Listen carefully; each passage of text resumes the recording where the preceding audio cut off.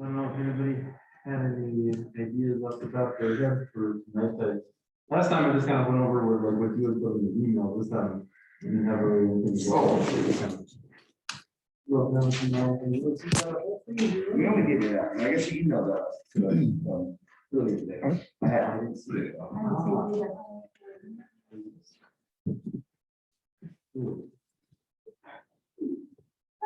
The next class too. Yes, I hope there will be a few more. Oh, yeah. Okay, good. I actually left you one going home. That's why I'm going. Yeah, well, I was gonna say, really not an excuse, but, okay. I was on my pizza on Saturday, I was dying.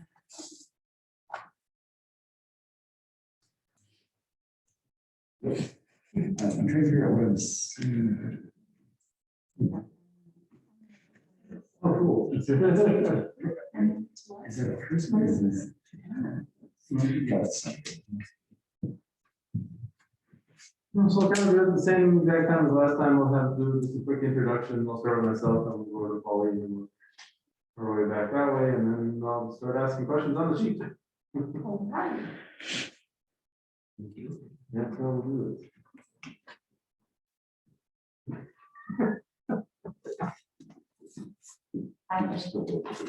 Oh, yeah. So.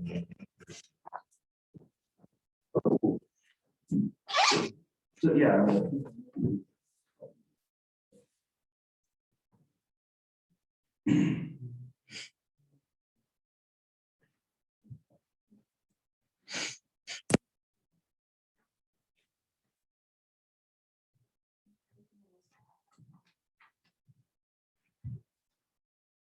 I bet Randy probably. Oh, he's just a delight.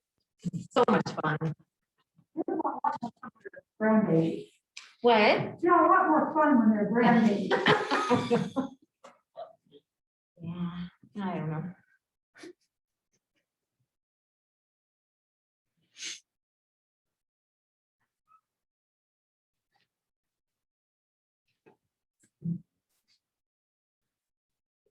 Better turn open the first one and then make four in the audience the first one.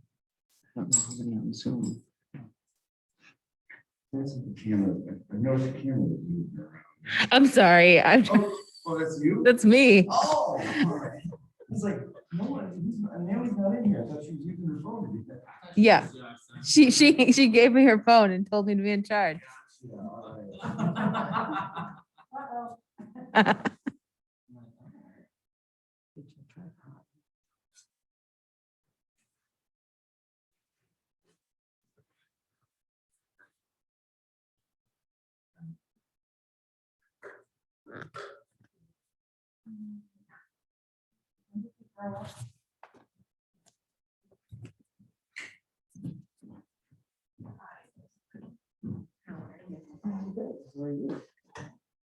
I walked with Susie this morning, but we didn't walk by your house. We went the long way along.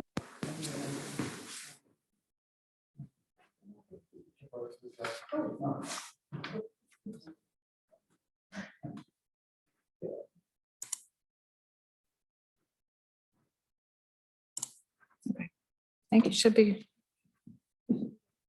All right.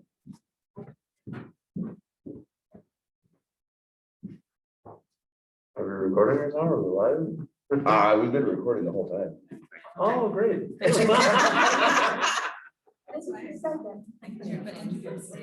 Yes, yep, all righty. That's when your mind goes back to me. Did I say anything? Yeah. Like, whoops. Alrighty, well, welcome everybody. Thank you for joining us here tonight at our second roundtable, our second directors roundtable, where we'll go through and answer some questions about the theater.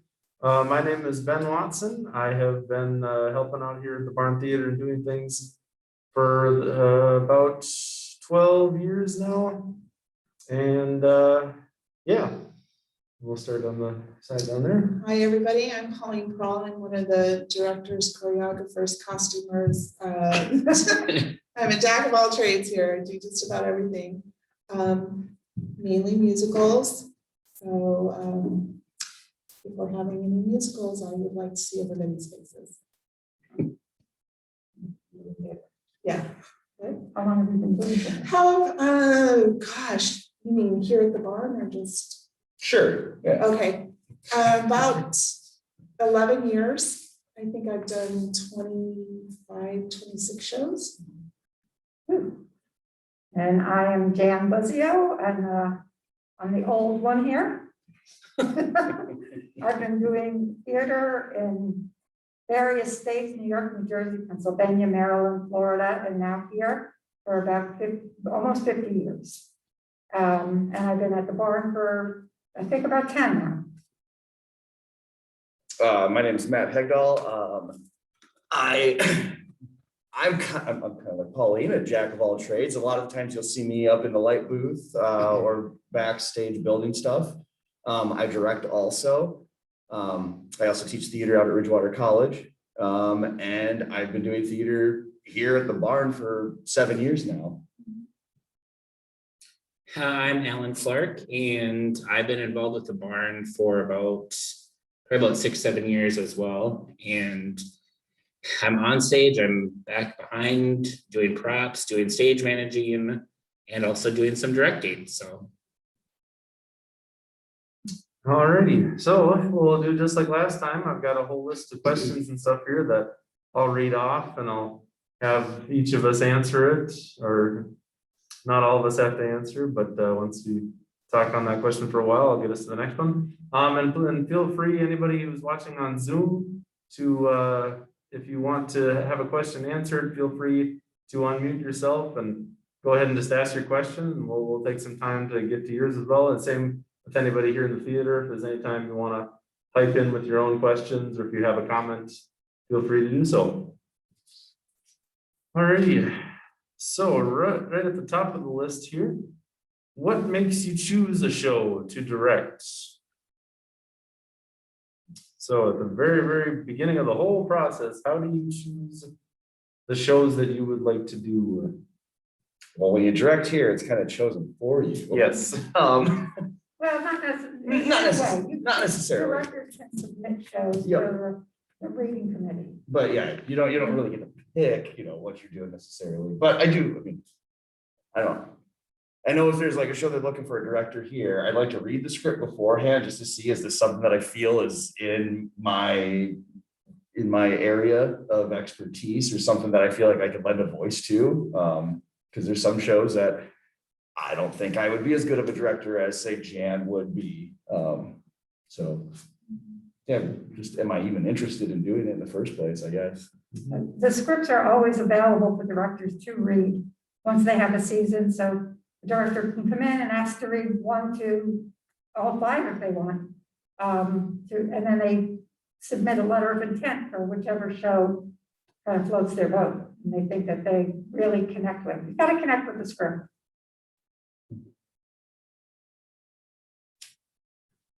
All right, sticking kind of with that theme, is there like a special type of show that you like to direct more than others, like comedies, dramas, musicals? And that we can go one by one, just kind of say which type of show you'd like to.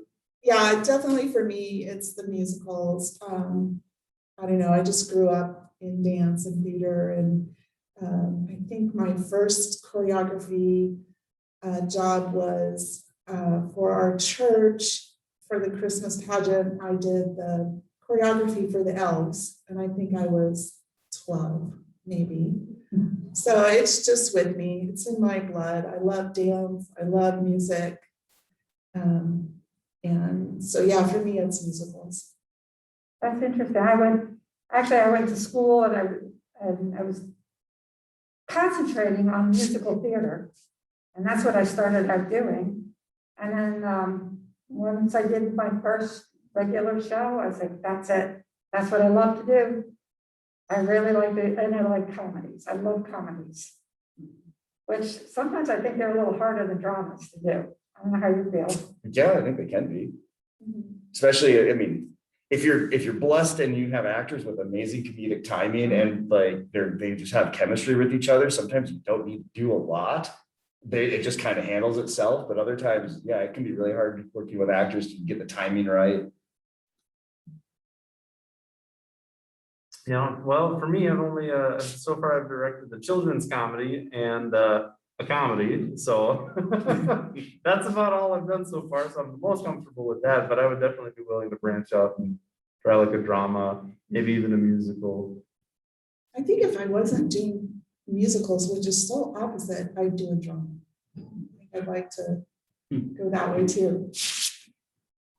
Yeah, I like things that are more farce, camp, that kind of stuff, honestly, when you don't have to take it so serious. I mean, dramas are fun to direct sometimes, but yeah, I like the challenge of like a good farce with a lot of in and out and a lot of that kind of stuff.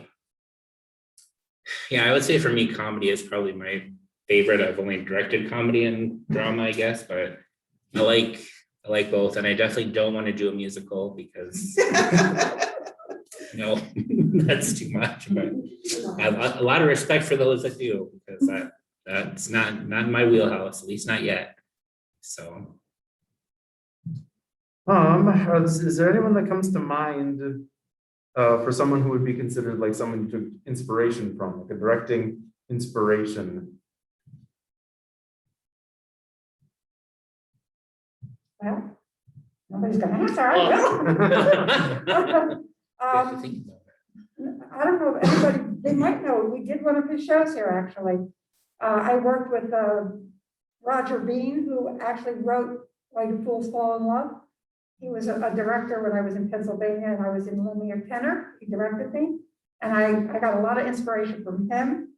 And then also Peter Sham, who wrote Lend Me a Tenor, the musical, which started out on the West End in London, but never really made it to New York.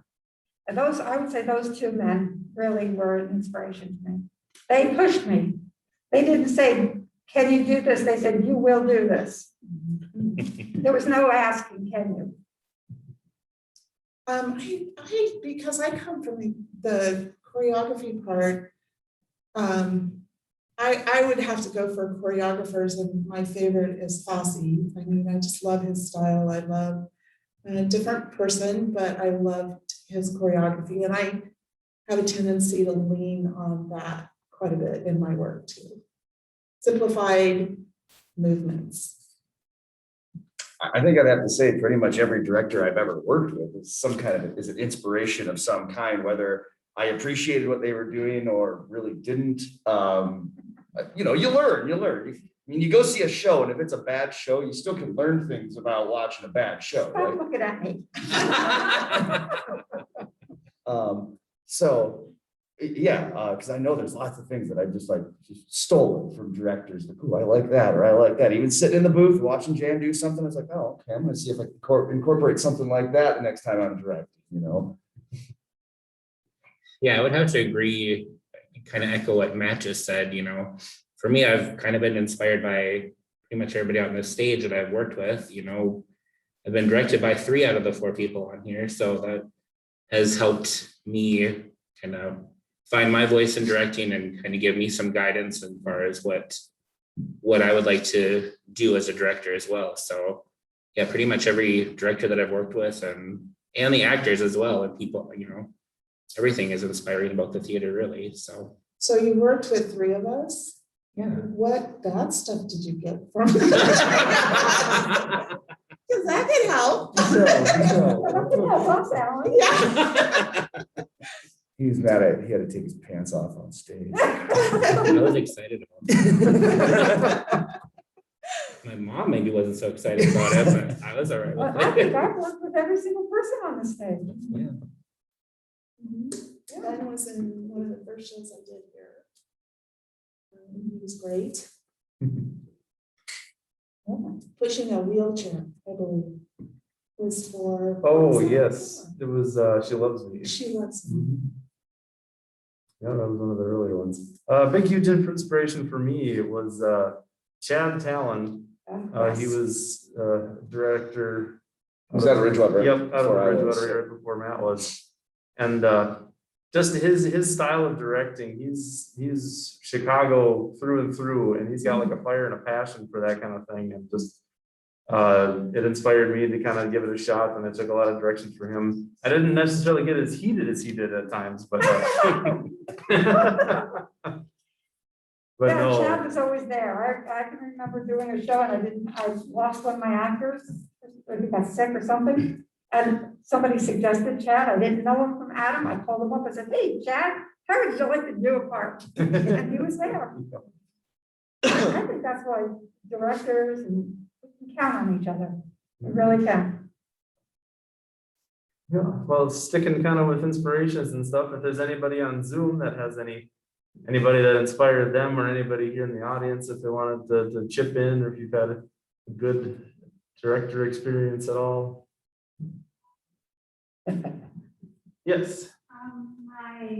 Our former director, Bill Richards, from my high school, he could take any play and make it very positive. I don't really know how to explain it because he's just that kind of person. And which high school was this? Westbrook Walnut Grove. Okay. So like you make it a positive experience for everybody involved? Is that what you mean by that? Yeah. It's always good. It's always important to try to make it a good experience for the actors. So that was Bill Richards from Westbrook Walnut Grove High School. Yeah, I think you get a lot more out of your actors if you make it a positive experience for them. You're always telling them what they're doing wrong and how to do it. And you've got to let them be creative and spread their wings a little bit. It reminds me of a show that I was doing tech for it, but there were just a couple actors that really needed a lot of help, and everybody else was doing like pretty good with everything, so they weren't getting notes, period. And they got a little upset with the director, and the director lined them all up on the stage and went down the road and patted them on the head and said, "You're doing fine, you're doing fine, you're doing fine, you're doing fine." Great feedback. That's so true though. Some people, I'm one of them. I would sit there and I didn't get any notes and I'm like, oh, yeah, you always want a note so you can improve on what you're doing. Right, because you don't want to be the actor where you're like, well, I'm so terrible that they don't even want to try Right. to help me get better, you know, like. That's so funny, and I look at it just the other way. I only give notes if they really need some help. If they're doing great, I just, yeah, everybody, you're doing great. I don't really go. I think of it like with dog training, you know, positive reinforcement is a good thing sometimes. Nice. Considerations after dogs. Yeah. It's training, it's like that. Can I ask this young lady, what did this director do, to reinforce positivity? Before every practice, we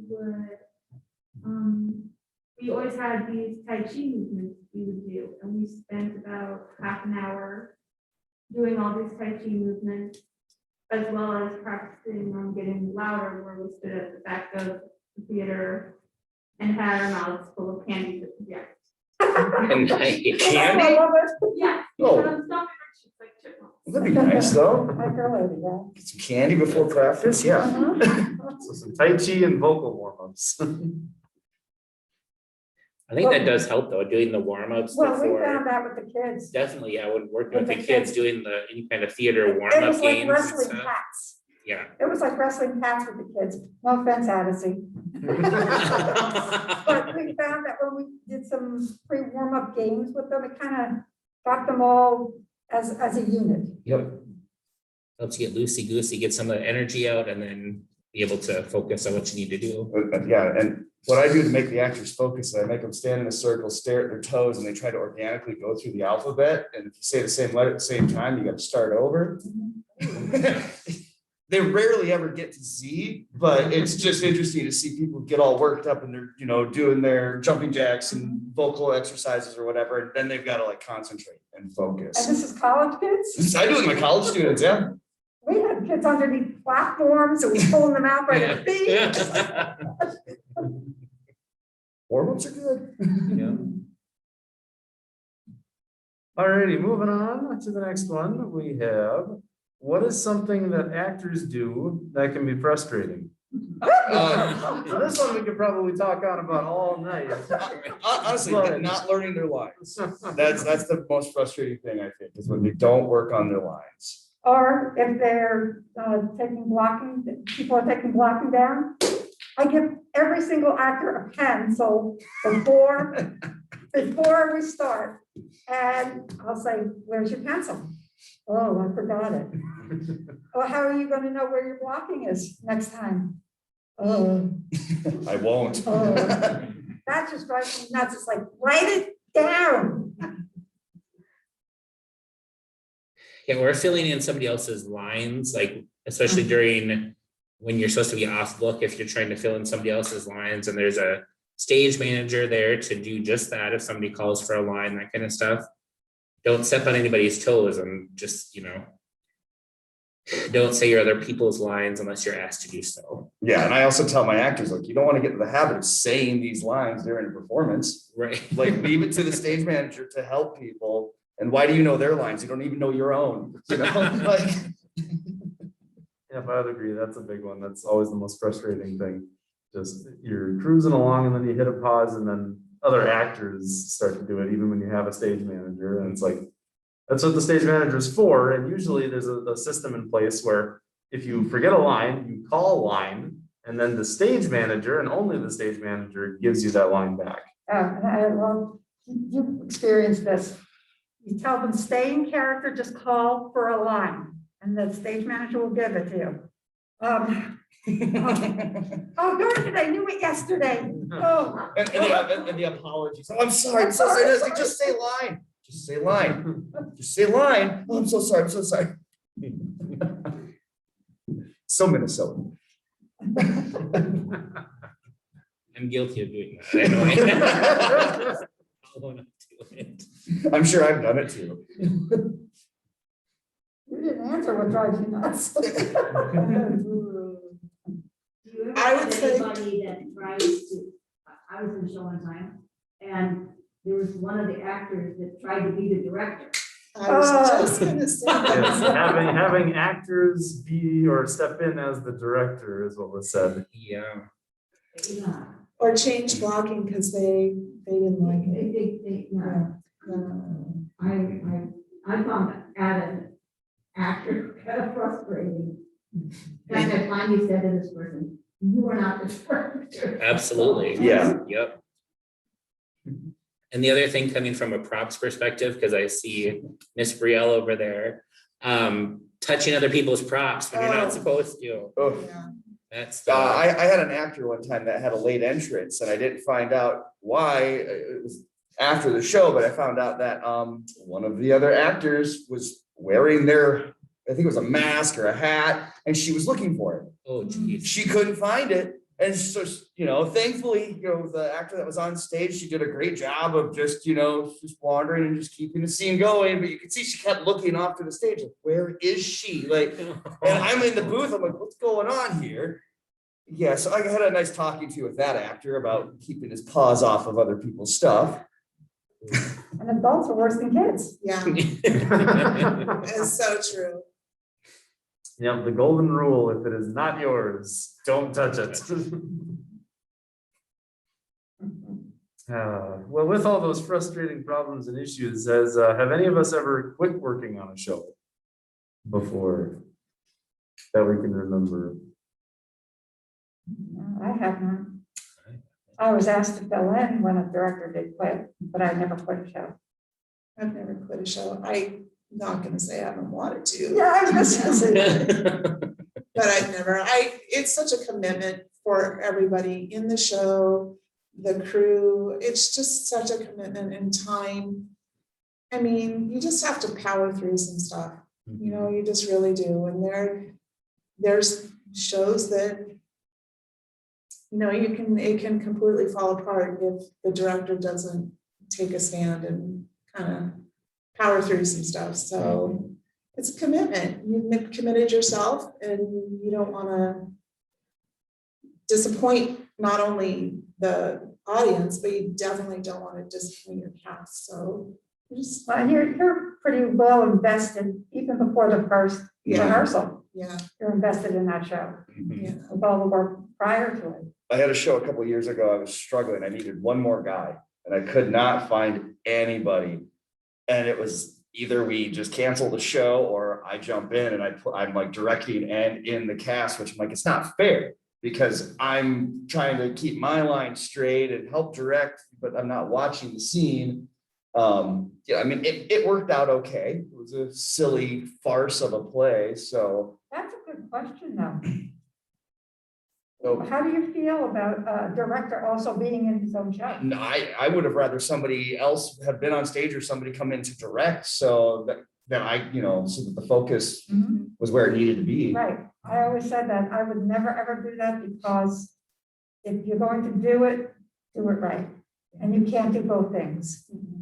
It's Now, I did have to step in kind of as a director and a stage manager during Menagerie, because I don't even know what happened, but the director took over the leading part.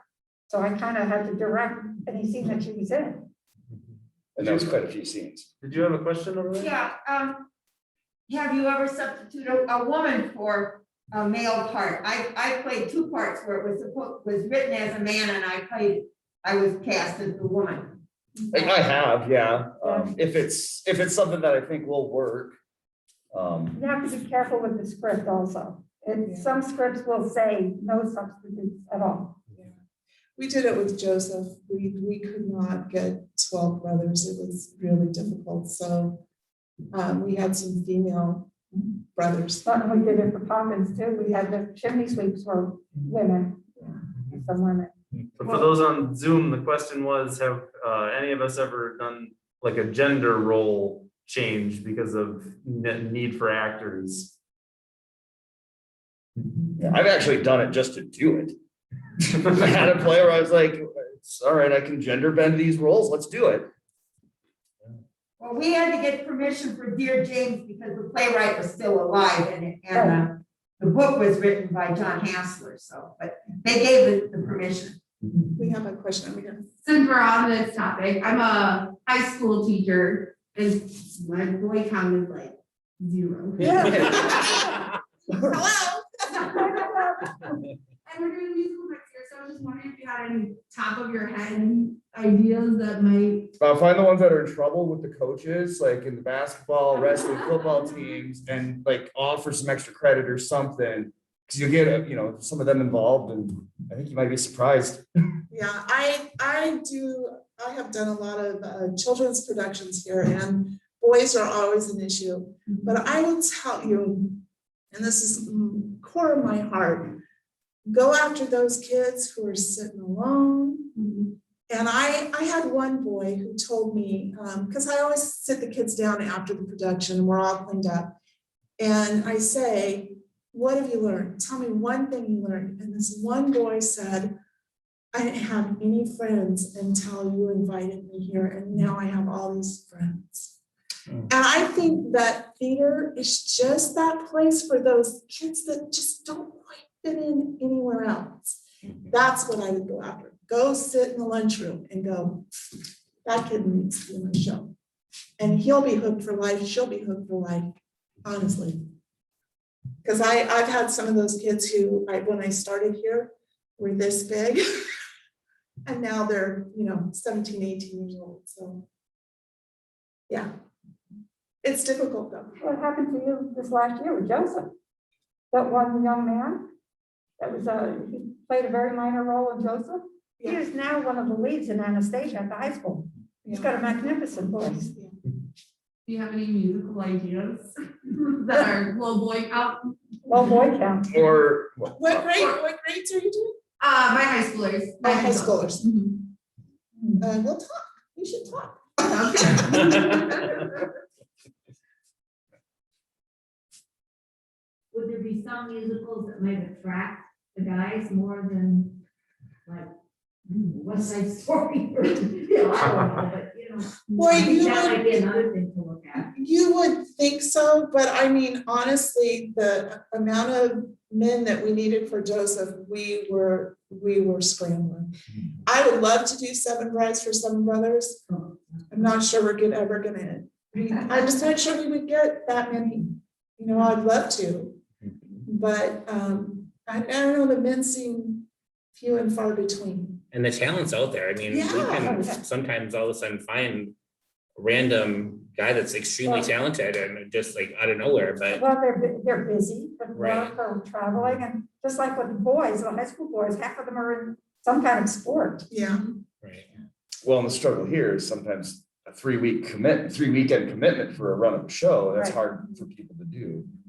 Especially for where we do our musicals, right at graduation, right at the end of school year. And it gets almost impossible for a commitment. You have to be very flexible. Yeah, Mhm. very. But I had somebody that came, we were halfway through rehearsals and said, oh, I can't be there for one of the performances. I have a wedding to go to. I'm like, and you're telling me this now? Why? Gets a little crazy. Yep, going back to the frustrating thing. Yeah. Having conflicts come up that weren't there to begin with. Oh, yeah. See, I don't know if there's a musical that's gonna necessarily draw guys in. Like, I think if they're wanting to do it, they're Yeah. gonna show up. It's trying to convince other people that would be, they're hesitant for whatever reason. It's the dancing, the singing part. I mean, I know that's what scares the crap out of me about a musical. Like, you don't want me on stage trying to dance and sing. You don't, trust me. And you're signed up for my class? No. No, you would be really frustrated with me. My best friend in the whole world, had to walk out of a rehearsal because I couldn't learn a simple little dance move. I would say, you put something like The Wizard of Oz, and half these people are gonna be munchkins or whatever. Guys are not going for that. Put them in something that they can have a sword or. Yeah. That, it's like, wow, we get to stab somebody. And then you take that away from them.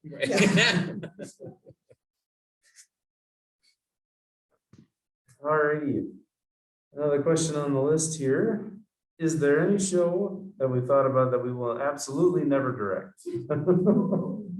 Any shows that we would stay away from? She's laughing up there. I know. Oh, boy. That's a. Right, as a director, you most of the time you think about shows that you do want to direct. Yeah. Not so much like, oh, I ain't touching that. Cats, I would never direct Oh, cats. I totally agree. What is the purpose of cats? There's cats out there that are people who love it. They're just cats, they're just being cats. I think I would really struggle. I've never actually even seen the show, but from what I've heard of it, it's just cats being cats. It's a very dance heavy show, Matt. It's all dance. Well, that's why I'm like, I know there's a lot of dance in there, so like, you definitely wouldn't want me involved. Like, Gosh, I can't think. Hair. Hair. Oh, now hair's good. Hair, the music is good. I probably wouldn't mind doing that concert form, but not for community theater. I think it would be difficult to do Shakespeare. Yeah, that would be personally. hard. I mean, there's Which a part of me we that would. wants to, but like, there's also a Yeah. part of me that is like, If You know, you can't just- do it well, don't do Right. it at all, right? right, Just like with accents. If a show with heavy accents, New York accents, and you're in the Midwest and they can't do it, don't do it. As you can tell, I'm from the East Coast. Okay. Matt, you had mentioned something earlier talking about props and things like that, and I had written down one of my own questions here for props, like, for when it comes to like the technical side with props and things, are there any props that any of us would not use or try to stay away from? Stuff like fake guns and having to use like bangs and stuff like that. I know for me personally, when I was on the play reading committee and I read through Kitchen Witches, one of the shows that I directed, and I was reading through it and I was like, oh, this is a great show. This is absolutely hilarious. But it would be such a pain in the butt because of all the food that is necessary for this thing. And so I was like, would stay as far away from that as possible. And guess what? And then I ended up doing it, and having to deal with all the food, and having to have a working refrigerator on stage and a sink and. So for me, it's food I would not deal with. again. Yeah, I think I'm on that same page. It's like plumbing. If I can avoid water on stage at all costs, like any kind of, like, I try to avoid that. Number one, just like safety reasons with electrical and, making sure your actors are staying safe and you're not doing something that's, out of code or whatever.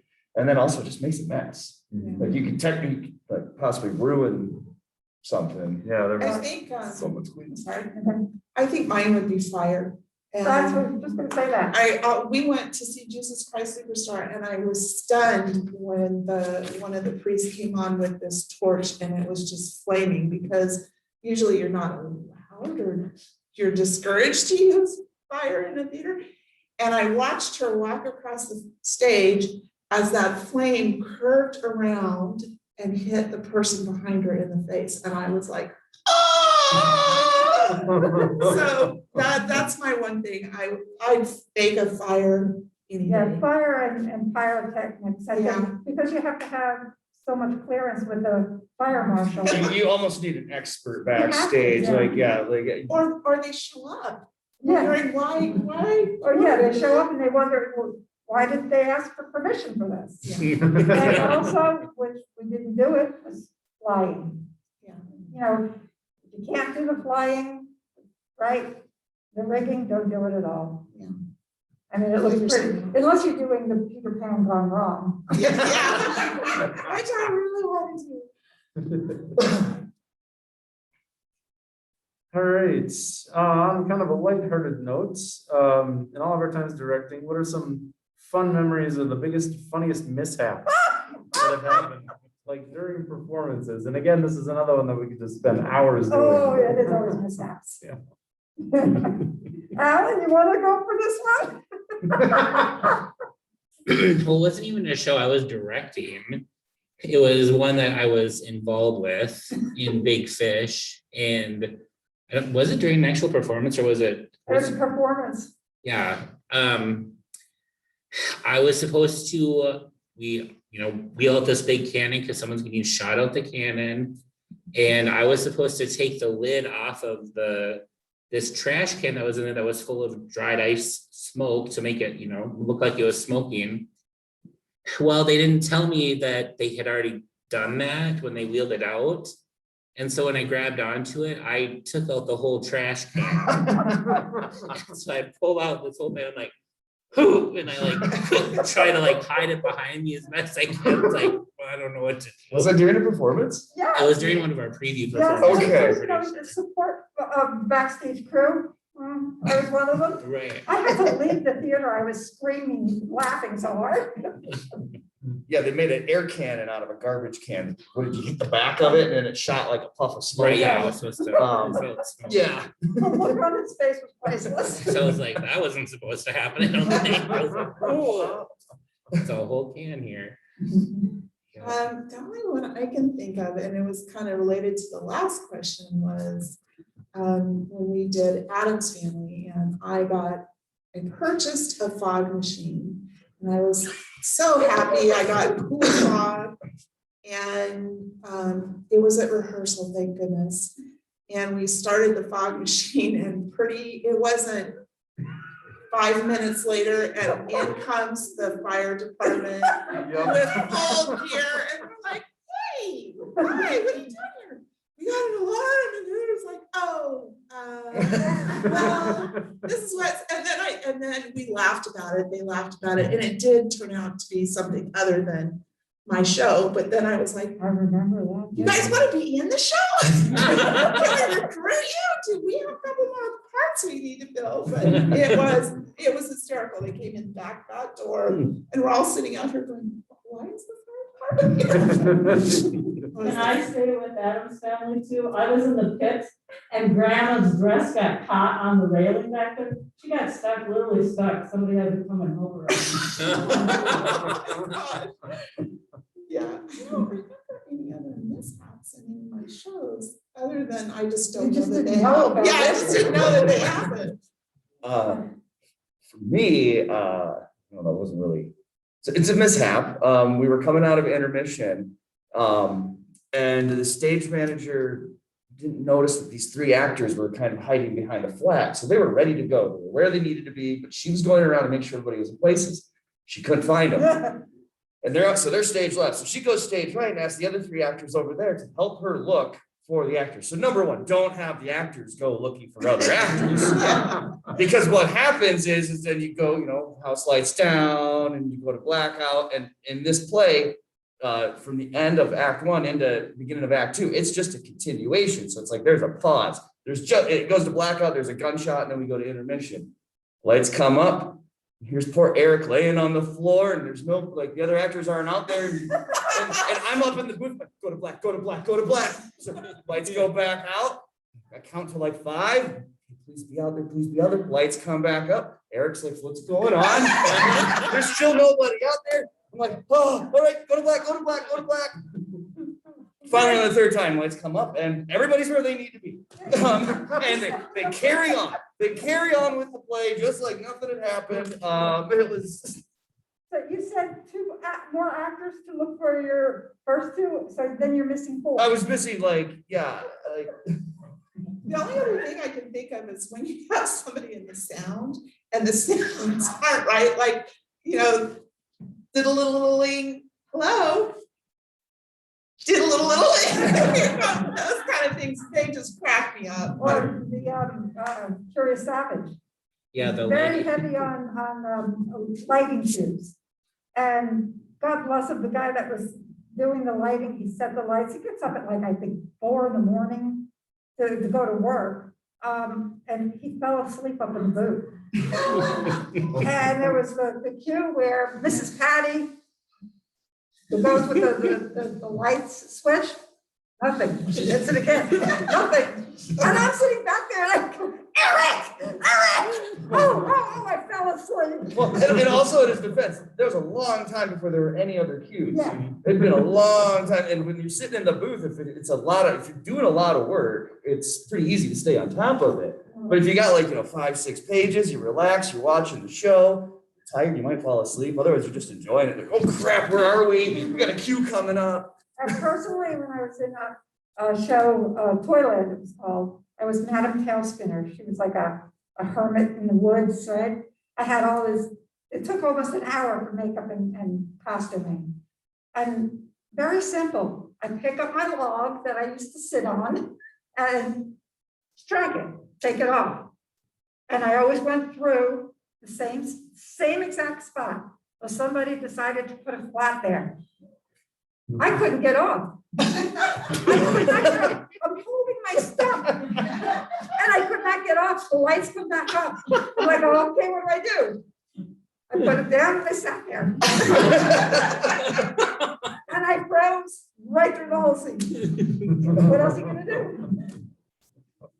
I want to share just one more. It was The Sound of Music, and the gal was supposed to climb through the window. The whole window fell. No one got hurt or anything, but it was just a loud crash. I was like, oh my gosh. I mean, I've destroyed, parts of a set, like entering as an actor. I know there was a show I was doing. I walked in and I kicked this piece of trim and it went flying to the feet of the audience. I'm like, oh, all right. We just continued on. At intermission, I think I heard him get the air compressor and Brad Naylor fixed it. That's what's so interesting about this theater, because it is so intimate. I mean, there's in the musicals, a lot of times the actors are right up on the first row there. It's a very intimate, it's a nice way to do a show. You can really connect with the audience. Sorry, got off base. Yep, I was gonna bring us back here right after that, so. Alrighty, some tips on being a first-time director, and more specifically, what steps are necessary to become a director at the Bar and Theater? I would get somebody like Jan to maybe help you out as like a stage manager, so she can kind of help assistant direct, because I think Alan, that worked out pretty well for Mothers and Sons. Yeah, having somebody that at least you can talk to has experience, somebody you can ask some questions, maybe they'd be willing to come in and sit in on a rehearsal or two to give you some feedback. Don't be afraid to ask for help. Yeah. My first directing job was actually an assistant director. I shadowed the director for two different shows, the same director. And then most places that I've worked, you have to do other jobs before you can direct, and that is stage manage and assistant direct. And I believe that's what it is here.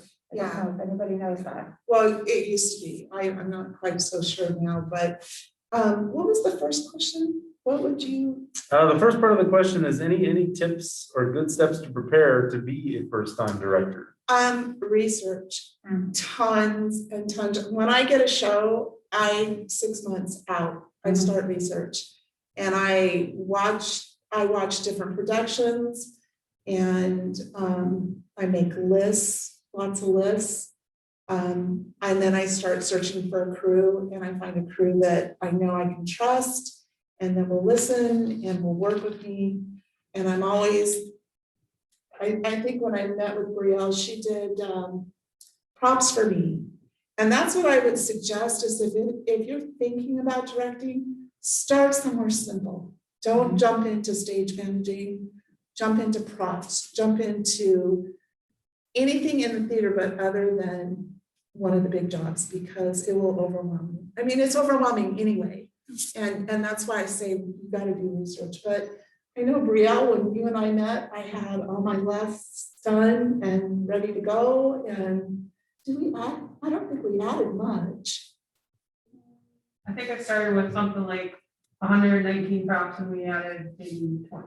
Yeah, so But we took some away and. yeah, just a lot of research. Make sure I mean, I probably can sing every part in the play, know most of the lines in the play before we even start, because I'm looking for that in my characters too. I want to see that in my characters before I even audition. I think also to be a decent director, you have to know how to do or what the other people are going through. So it's always, to me, it's wise to try doing props, try doing costuming. If you don't feel comfortable doing it, shadow a costumer or a prop mistress or master. I've even worked the booth. Yeah. I've even worked the booth. Honestly, I think even, you don't have to be designing, even if you're just running the sound for a show and you're in for the dress rehearsals, you get a lot of experience by watching and seeing how this is put together. How are you running cues? And people do things differently. Some people, the cues. Never design lights because I'm not getting up on those ladders. Well, actually, I mean, that's the master electrician's job, not the designer. No. But you're all in one here. We do that. Right. But then there are those who fall off the ladder or don't use the ladder and fall. right. What do you look for? I guess, I don't know, I still feel like I'm new, so I'm still learning the ropes of doing the directing aspect of it, but and just to echo what like Colleen has said, do your research and kind of make sure you have a pretty good vision as far as what you want, and also be prepared to throw that vision out the window too, because it's not necessarily going to be what you get. You need to be willing to be flexible, be prepared to work with a bunch of different egos and different personalities and all that kind of stuff. And when you're doing a community theater, you have to be really kind of understanding and a little more, I think, forgiving with conflicts and other certain things, because you rely on your community to kind of be your base. So you need to be understanding with that too when they have a bunch of things going on. But it does still get frustrating, but you try. It doesn't stop the frustration, but you try to be understanding. People dedicate 6 weeks of their life every single day of the week, and they have other jobs. Right. It's a big commitment. Yeah, I'm on the same page as Alan, where I'm still relatively new with directing, but I know what really kind of got me through Kitchen Witches, and this is probably just a personal thing, but note taking, like vigorous note taking, like whenever I had an idea, I would write it down, whenever a change was made. I know my stage manager was doing it as well, but I also too kind of jotted a little something in there just for reference, and that saved me multiple times, so. Yeah, post-it notes, when I was directing, have become my best friend, and I think I kind of got part of that from working with Nikki Betcher. Yeah. I always call she, some people call them sticky notes. I call them Nikki notes because she always has her post-it notes, and that's what she writes her notes on for each person. If there's anything during a show or during a run through that she has, wants to give you a note for, she'll have that, she'll put it down, she'll write a quick note, put it down. And then she hands those out at the end of rehearsal, so. Or she sticks them to you. Or she sticks them to you, she'll walk up to you, just stick them to you. That kind of stuff too, but yeah, just be ready to take some notes too, and have a good stage manager. Alrighty, question at the bottom of the page there. What do you do if you cast someone and early into rehearsals you realize that they cannot pull off the part acting the character, memorizing, taking direction, etc.? Poof. You go, man. You go forward, you go on with it. You made the choice. You're the leader of this. And you do what you can to try to get them as good as they can be. I mean, that's your job as a director, is to make sure the actors look as good as possible.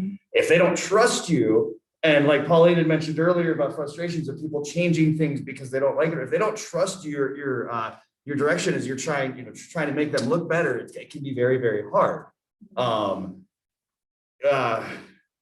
Thankfully, I've never experienced it where the person, like right away, it's like, okay, this is taking a risk here. They don't have a lot of experience, if any at all, and we're giving them a pretty big part. But I've been fortunate to have people that ended up, doing a very good job with it. That happened to me once, I think, just once. And I realized early on that the poor person was really struggling. They were trying as hard as they could, they just were struggling. And I spent a lot of extra time. We met earlier or stayed later, and if push comes to shove and they can't remember lines or something, there's different ways. We've written lines already on coffee tables, or they have a book or something in there. Yeah, there's remedies to the problems. There's ways to get around it. And if they're more comfortable having a clipboard with notes on it, if it fits the part, they're going to do a better job, because they're going to feel more secure. Yeah. I think if you run into an actor like that, you have to look to what cues them to the next line. What is it, a visual problem? Are they visual learners? Are they audio learners? You have to kind of look for that and help them find their way to learn. But I also agree with the other directors. There's so many ways around that. There's a book placed, there's someone off stage with the script just in case, we did do a show here that one of the actors, and this was many years ago, just could not, vocally tremendous, but could not, was really struggling. And it was frustrating the other actors. So I saw the directors spend hours and hours and hours. I was not the director of that show with this person, and it just worked out, but they had to find a way that helped her remember what was the word in the previous line that the other actor said that helped you retain. Yeah. So those are always things to, if you figure out they're visual or auditory, or there's ways, but it's work. Mm-hmm. Yeah. Yep. I've also spent time at my house with an actress, and the line was very similar. There was like production, produce, I can't even think of what it was now, but there was a very similar line, similar words. And what finally worked for us was the alphabet.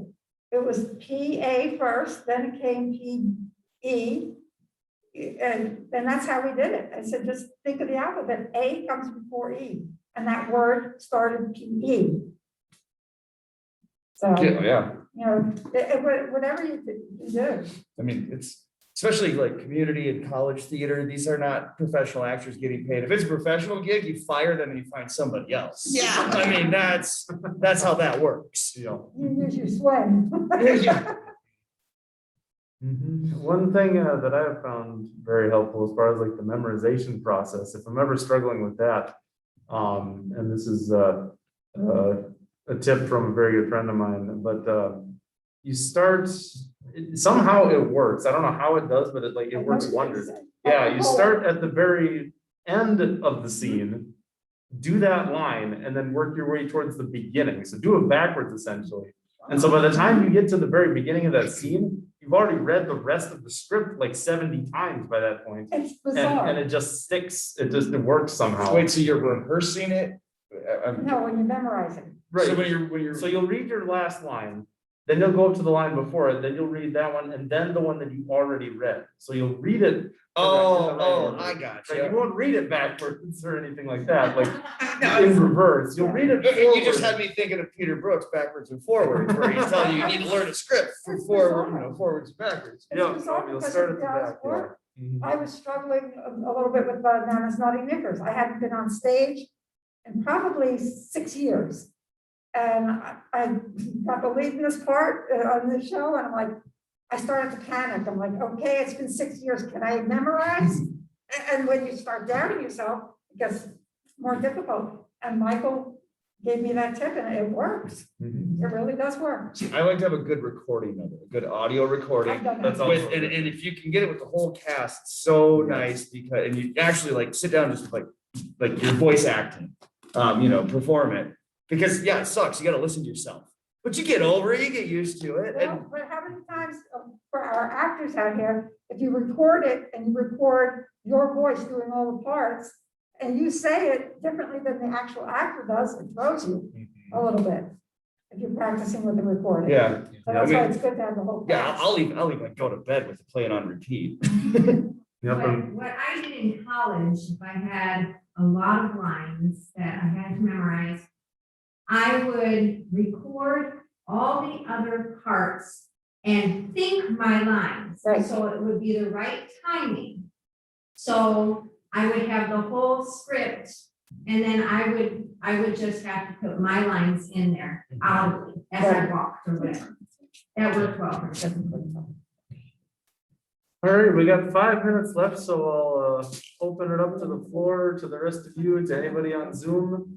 If you have any final questions or final thoughts on anything. And Zoom could also send it via chat, I think, if they wanted to. Oh, okay, would we be able to see? it? I think we could see the chat window. Okay.